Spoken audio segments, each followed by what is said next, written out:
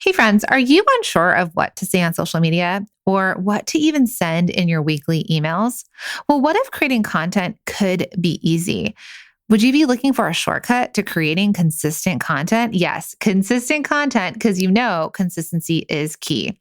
Well, let me tell you, you are not alone when you feel like you're struggling on what to post or what to write in emails. And we know that you have that product part of your business down.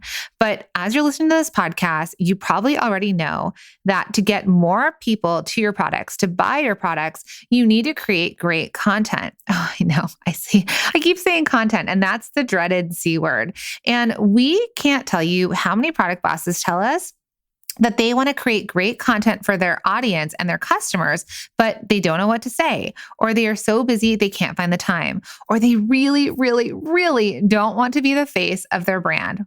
Well, no worries, because that's exactly why we created a year of content. It is your shortcut to creating consistent content that resonates with your audience and brings more loyal customers who can't wait to buy your products.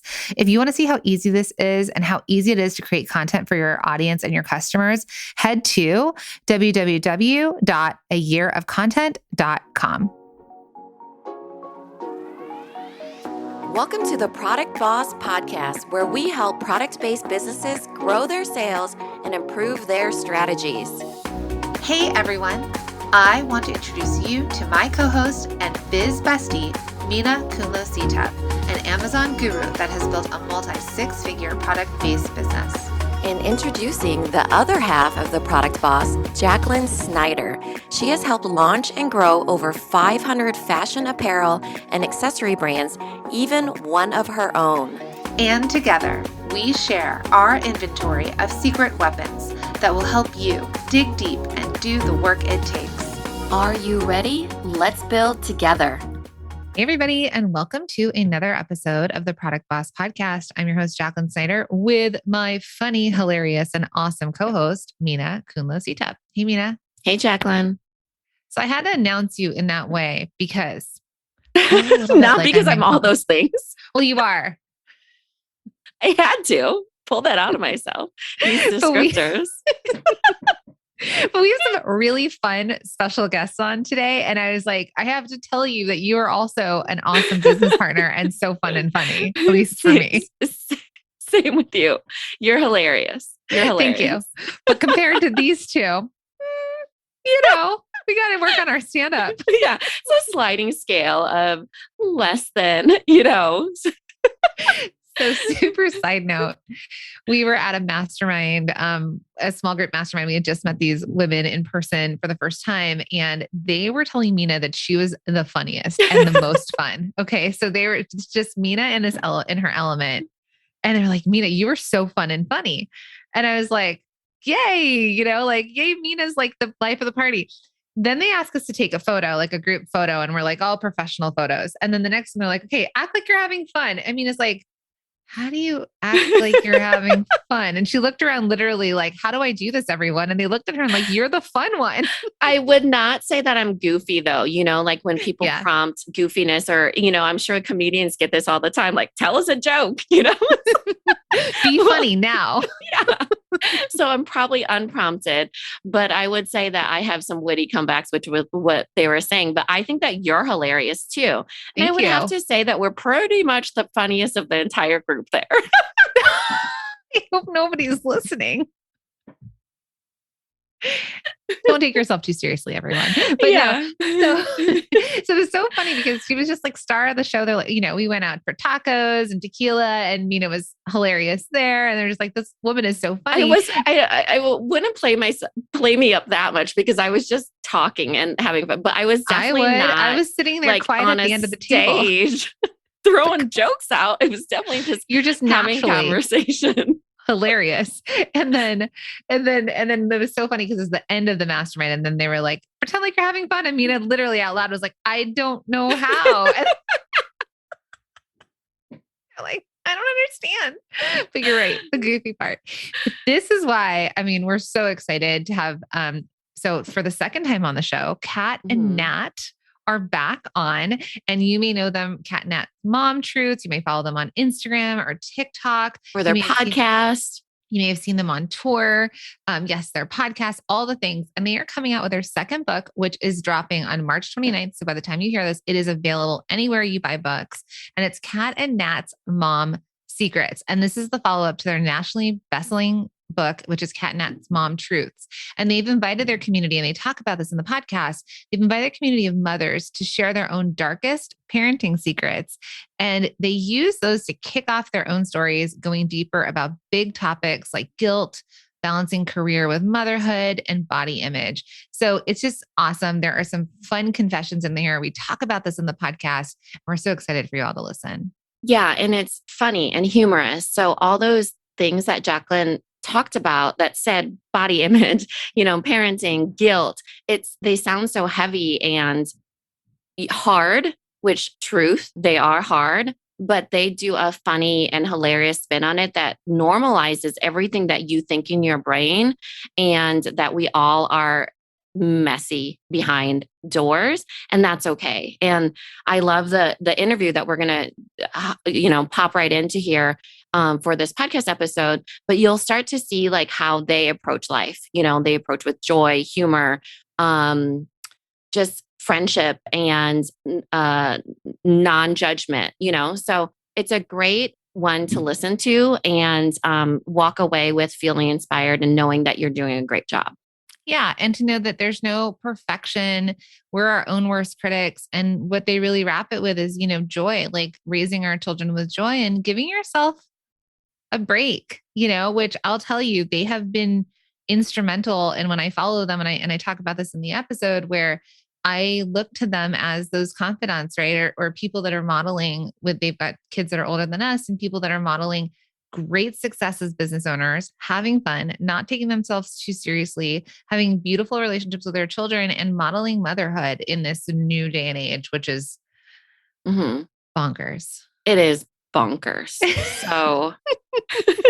So hold on to your hats and seats and wherever you are in the world, because you're about to jump into an episode with 4 hilarious women, if we do say so ourselves.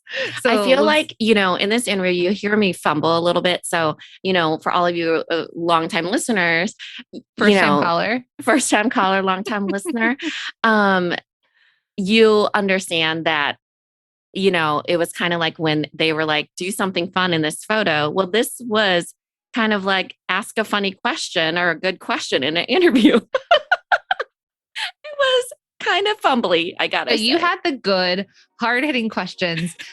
And hard-hitting questions. You're like the, I'm trying to go back, Katie Couric of the episode, right? You were the Katie Couric, and I was just the Carson Daly. Don't you minimize Carson Daly. I'm not. Carson isn't Katie. So without further ado, we're going to jump into this episode. Enjoy, my friends, and let us know over on Instagram. If you loved it, send us a DM. We'd love to hear what your biggest takeaway was. Kat and Nat, welcome to the show.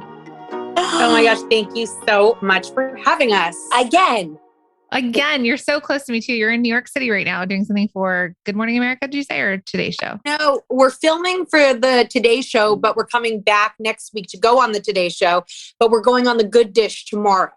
Amazing. So I'm exciting. like so close, and they're having so much fun, and they may see me like following them around in New York City because I'm like, what are these ladies doing? We are.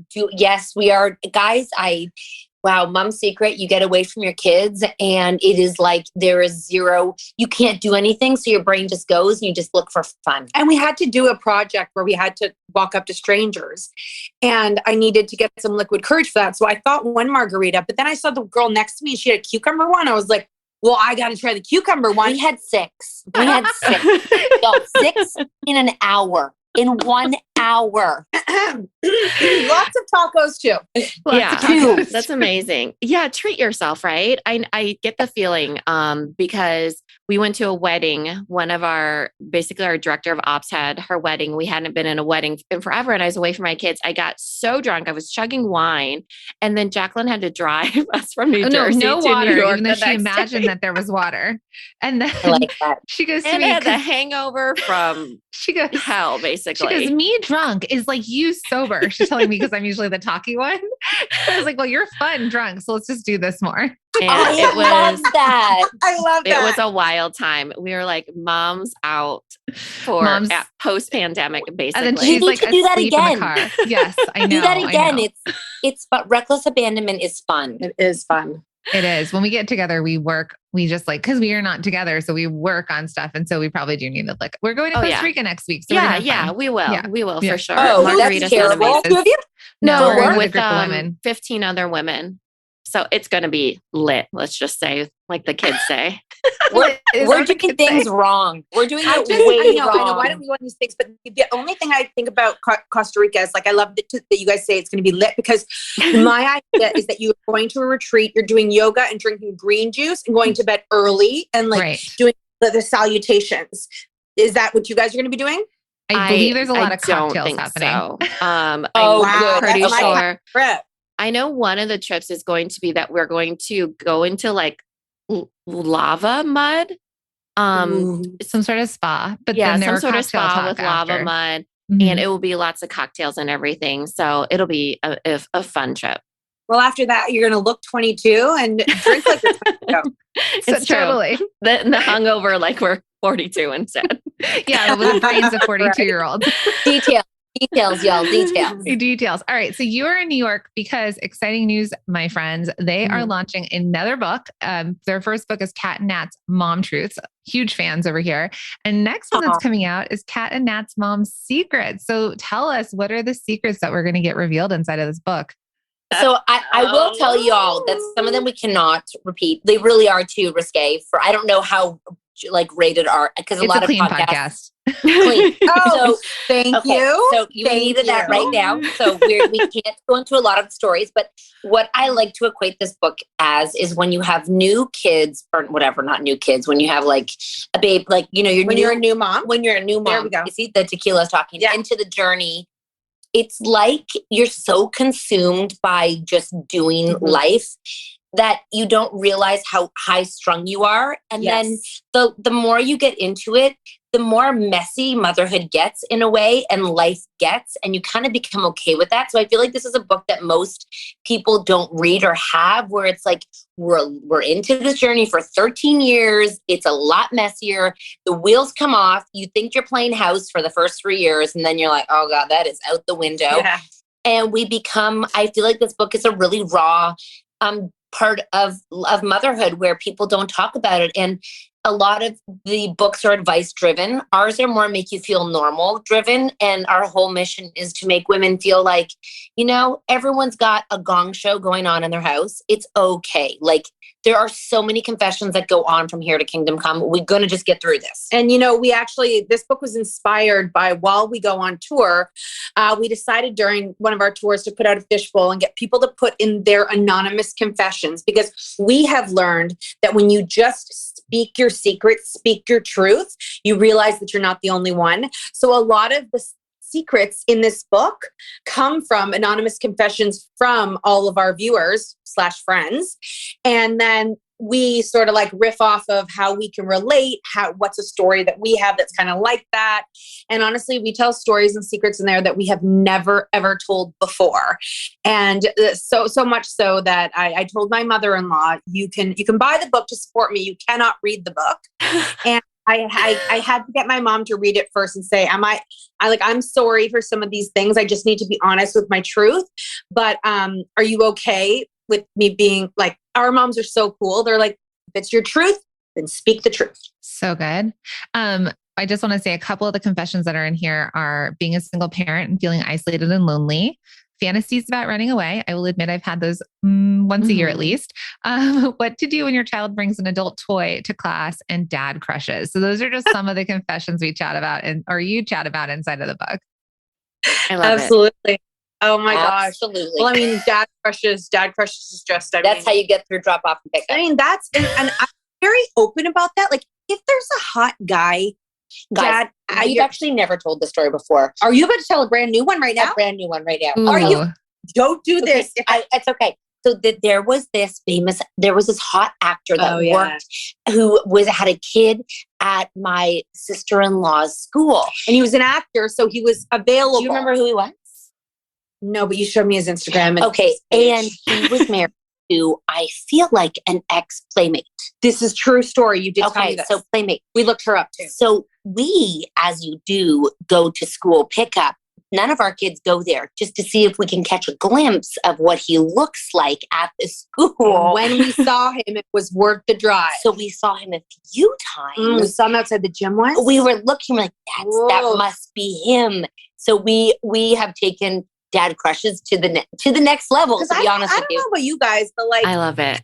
I don't know where you live or what you got. I heard San Diego has a lot of good looking men, but like, he was always a drop off. Wear out a lot after. He was drop off and pick up, and all the moms would be like, oh, and he'd wear gray sweatpants. You know what I mean? Like it says it right there. He if you're tall, a dad, full head of hair, handsome, good body, gray sweatpants, casual clothes, crazy, look good. But yeah, they don't realize we That's don't like even a unicorn right there. unicorn. He was a unicorn. That's why we drove to that school. Do you tell your husbands about the dad crushes? That's a very well known fact. Yeah, I tell my husband. I'm just curious if you are all. I'm like, oh, he's really hot. Yeah, well, my kids, I'm usually like, oh, I say something in front of the kids, and the kids tell dad, and Mark's like, oh, Natalie, and her husband knows who I'm crushing on. Like, it's pretty open. I was actually just thinking how much husbands must love like bathing suit season when we go and search all the bathing suit sites, you know, for bikinis and stuff, or like bathing suits. And that's like, what are you looking at? Bathing suits? And you know, it's like they look over your shoulder and see what you're looking at. Oh, my husband has his own Instagram following of bikini models. Don't worry about that. I love it. Hey friends, are you unsure of what to say on social media or what to even send in your weekly emails? Well, what if creating content could be easy? Would you be looking for a shortcut to creating consistent content? Yes, consistent content, because you know consistency is key. Well, let me tell you, you are not alone when you feel like you're struggling on what to post or what to write in emails. And we know that you have that product part of your business down. But as you're listening to this podcast, you probably already know that to get more people to your products, to buy your products, you need to create great content. Oh, I know. I keep saying content, and that's the dreaded C word.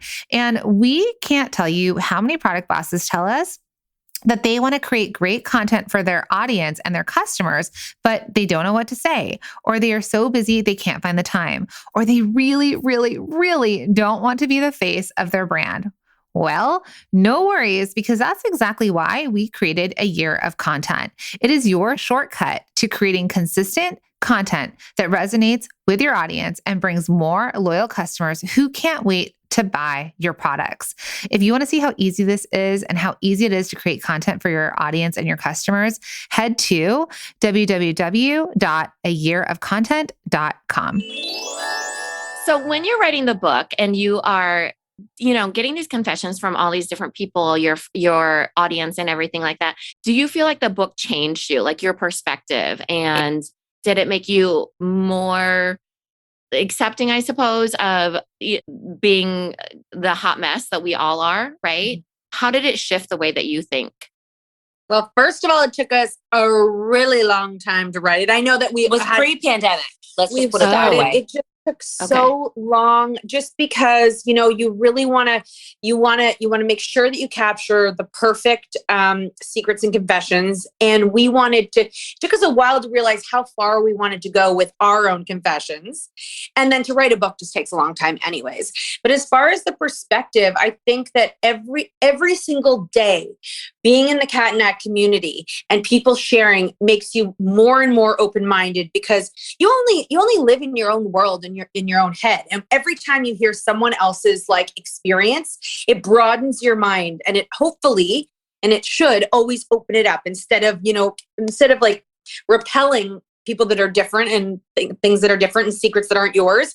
You open up your mind and you become more open-minded to the whole thing. So I think the book just makes us realize even more how important it is to share your stories with others. And that's what makes you, that's what can make you become a great friend or find a great friend, by sharing. And one of the stories goes back to when we would think our kids are 13, they would never do what we did.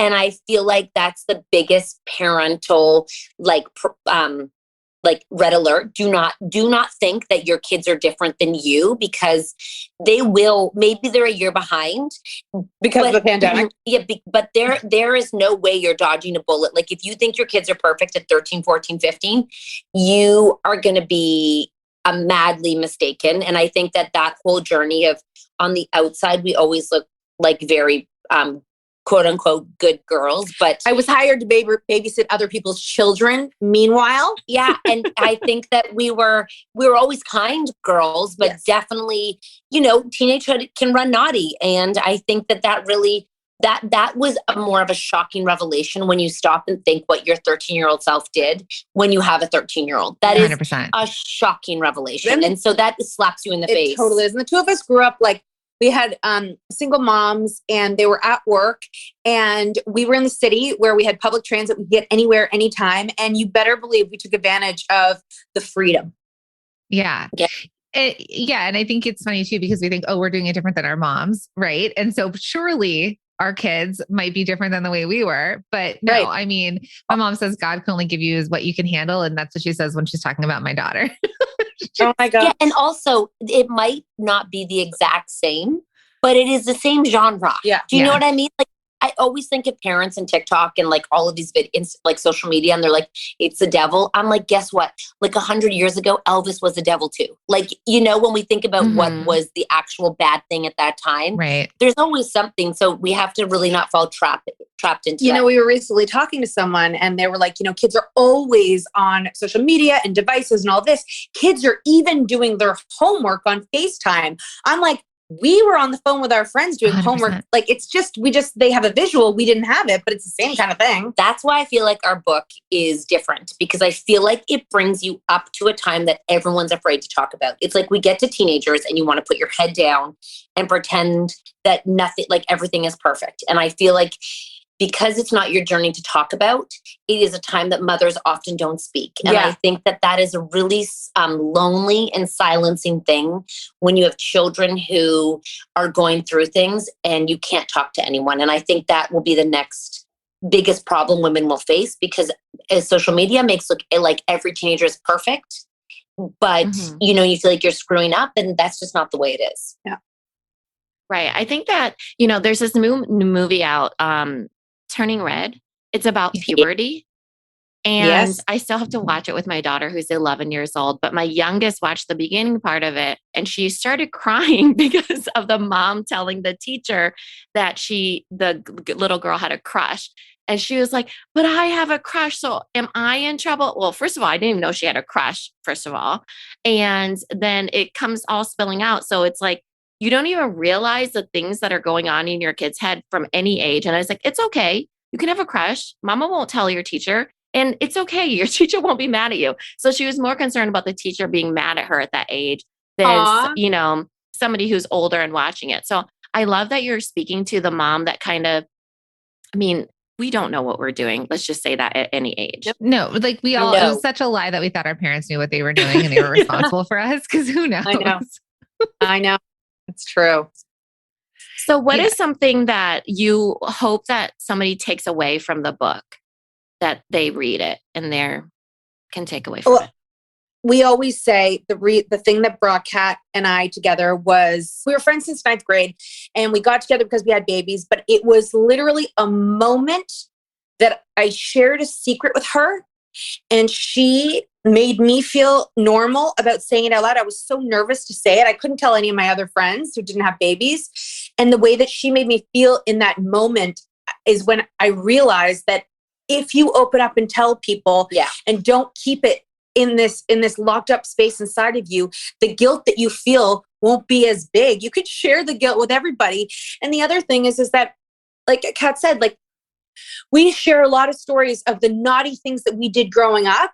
And to be a parent raising your children now and seeing them mess up here and there and thinking that the world is going to end and they're not going to turn out to be successful human beings just because at 16 years old they made a dumb decision, we turned out fine. I don't know, we're drunk in the middle of the day. Maybe not. I'm not. No, I feel like it is just our whole mission. It's to not make anyone feel bad. It's to make them feel good. And I feel like motherhood, you're chronically feeling bad because no one tells you, oh, you're doing a good job, or wow, it's always how you don't get a raise or a bonus for being a mom, or like a peer review of what you're doing right. So I feel like it's just your reminder, like it's okay, like we're okay, and it's messy, and but that's okay. Messy is okay, and you can be lied to by social media, but it will be okay. And the other thing is the last chapter is what we would tell our younger selves.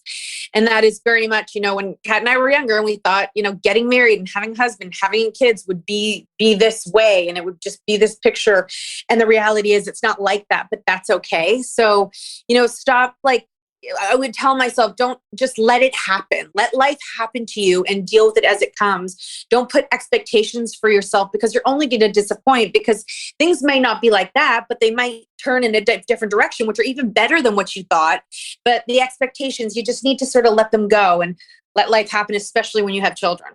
Yeah, I agree. And, I thank you both. And I think this is why you are who you are in this world, is because you have brought that to the surface, right? That being a mom doesn't have to be perfect. It can be imperfect or not even perfect. Like, I'm even trying to let go of the words good and bad in my house, right? I don't want my daughter to be like, you're a good girl because you do this. My mom said to me once, my mom said to me, she's like, you're not a bad mom because you work and you balance. Cause my mom was a stay-at-home mom to 5 kids. And so it was one of those things where it's like, I didn't feel like I was meeting the demands of mom life, while also trying to build a huge business. So the good or bad, but I do want to say this is something that I have up on my phone and it's from you two. So I actually created my own screen grab. It was a post that you had done and I look at it every day. Okay. So it says, take a breath. They just want you to be happy. And you had posted that in a caption at some point, which was like, just take a breath. It's not a big deal. Your kids just want you to be happy. And I was going through a rough moment and I was just like, you're right. They just want me to be happy. So I can let go of the rest of it and just enjoy the chaos and be happy with them. If every mom could remember one thing, and I think it's the fundamental of everything, that your kids won't remember anything. They're not going to remember much, but they will always remember how you made them feel. And I think that is not about I say rainbow cakes or the gifts you get them or the things they have or any of that stuff. Good catch. It really is the way you look at them and smile at them and make them feel safe and loved. And that doesn't mean you don't lose your stuff. It just means that you are able to, at the core of you, you love them. And I think they will always take that and never want somebody different. Imagine we can move through life with that. We would be so free and happy. Would be so happy. And you could laugh and have joy and, live with your kids rather than live their life. Just live like this is life. Let's do this together. Our kids will always remember us laughing. And if we can take that, they can take that with them for the rest of their lives. My mom was so happy. Not empty happy. You know what I mean? Not fake happy, but just my mom was happy. Which means the mom's mission is to find happiness and lead by example. Yeah. I love that. So good.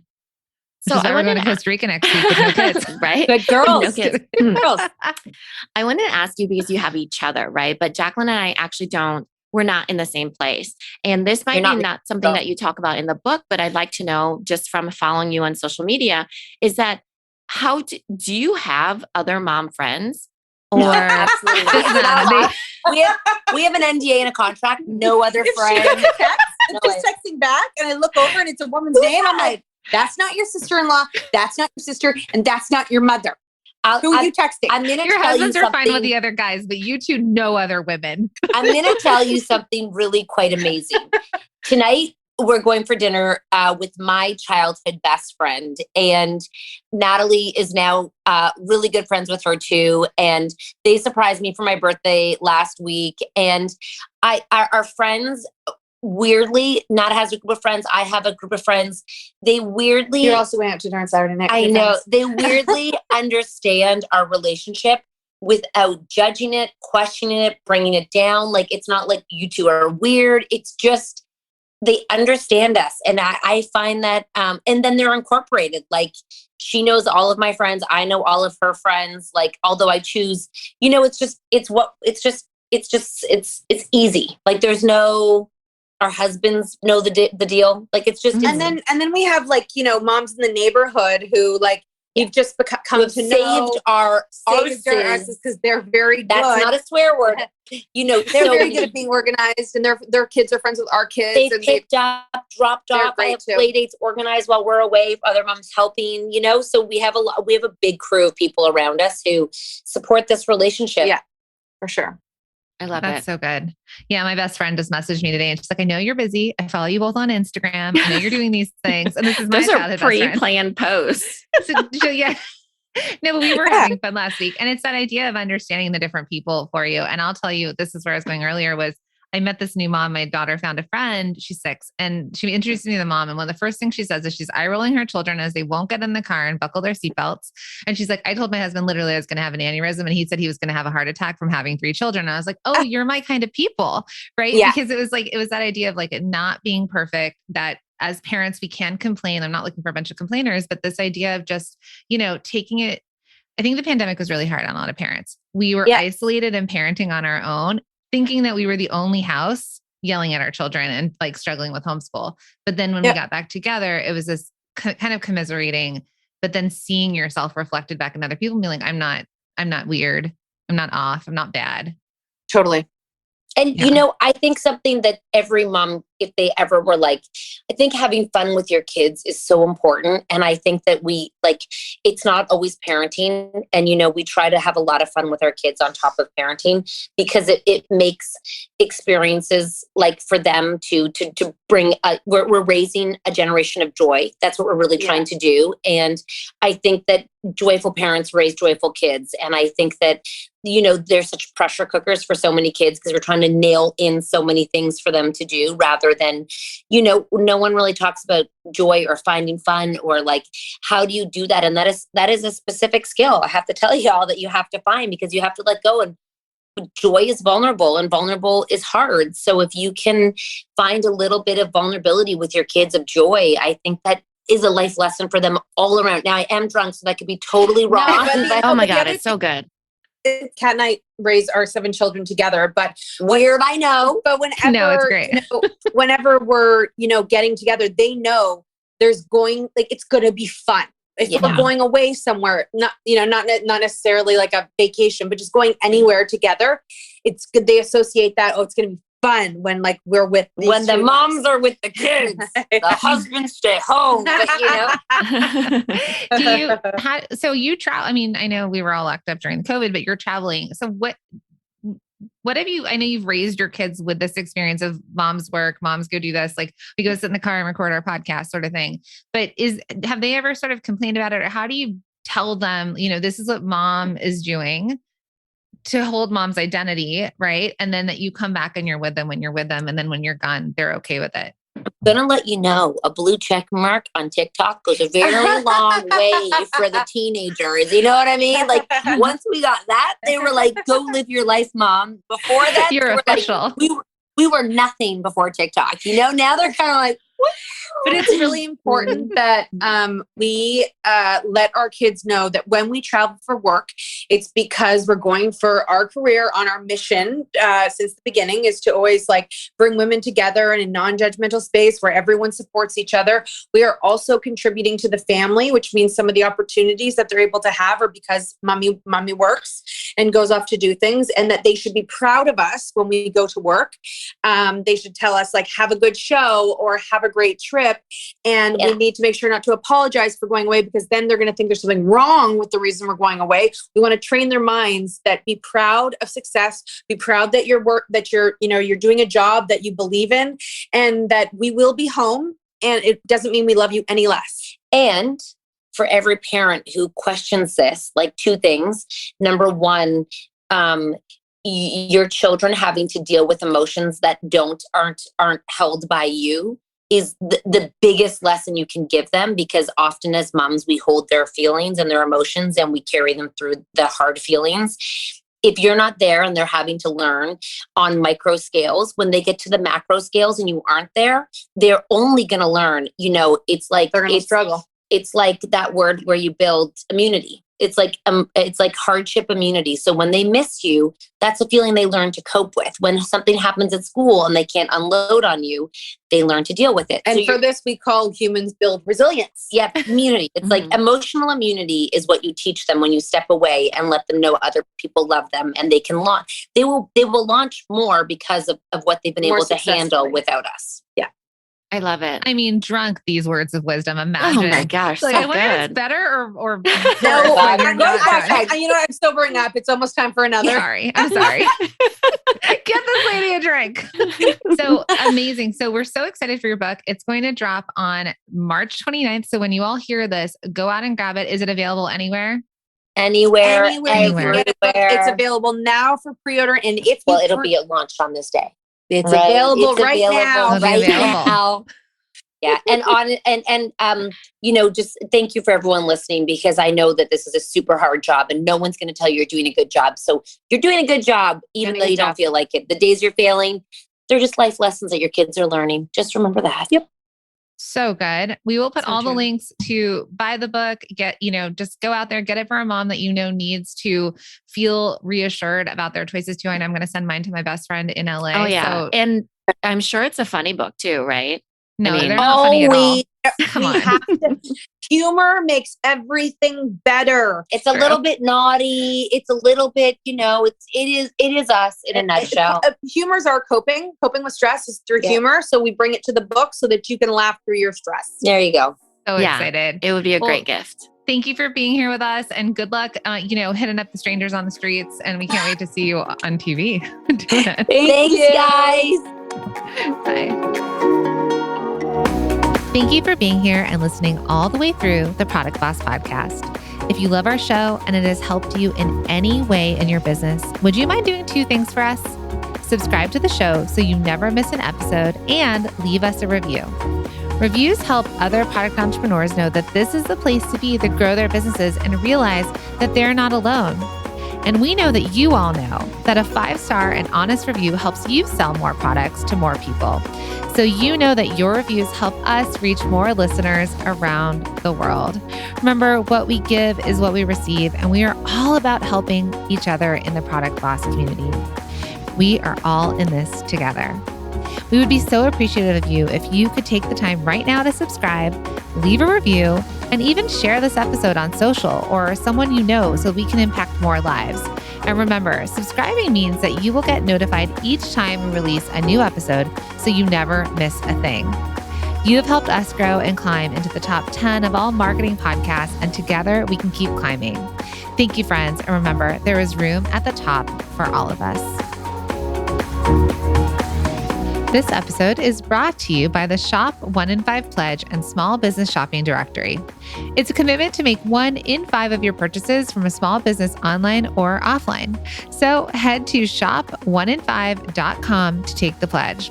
And friend, while you are there, check out and shop from hundreds of small businesses in the Small Business Shopping Directory. It's the go-to directory to discover, support, and shop small businesses all in one place. Head to shop1in5.com.